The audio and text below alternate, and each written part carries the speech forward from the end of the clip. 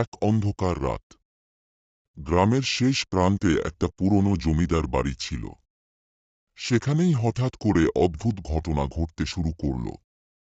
রাত হলেই বাড়ির ভেতর থেকে এক অদ্ভুত শীষের আওয়াজ আসত। গ্রামের কেউই জানত না আসলে বাড়িটার মধ্যে কি ঘটছে।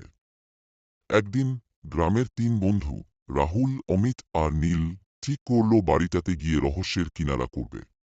মধ্যরাতে তারা সাহস করে বাড়ির দরজা খুলল। ভেতরে ঢুকতেই ঠান্ডা বাতাসের হিমেল ছোঁয়া তাদের শরীর কাঁপিয়ে তুলল। ঘরগুলোতে কোনো আলো নেই, শুধু মোমের আলো জ্বলছে, যেন কেউ বা কিছু মোমগুলো আগে থেকেই জ্বালিয়ে রেখেছে। ঘরের এক কোণায় একটা পুরনো দোলনা ঝুলছে, আর সেটা আস্তে আস্তে দুলছে। কেমন যেন অস্বাভাবিক এক অনুভূতি।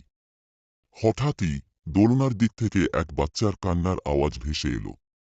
তিন বন্ধুদের মনে হলো দোলনায় কেউ বসে আছে। কিন্তু কাছে যেতেই তারা দেখল দোলনাটা খালি।